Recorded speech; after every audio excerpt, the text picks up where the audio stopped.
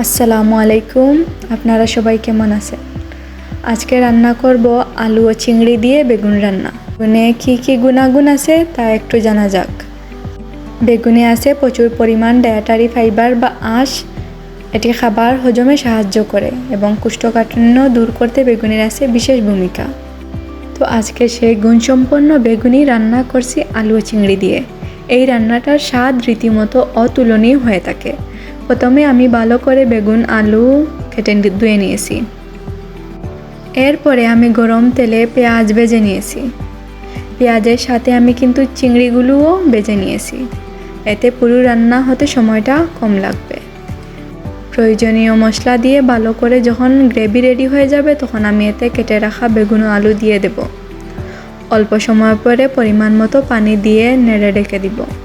এই তো আমার রান্নাটাও কমপ্লিট হয়ে গেল। আপনাদের বাড়িতেও কি এমন রান্না হয়? কমেন্ট করে জানাবেন। আমার চ্যানেলটিকে সাবস্ক্রাইব করবেন। আমার পাশে থাকার জন্য ধন্যবাদ।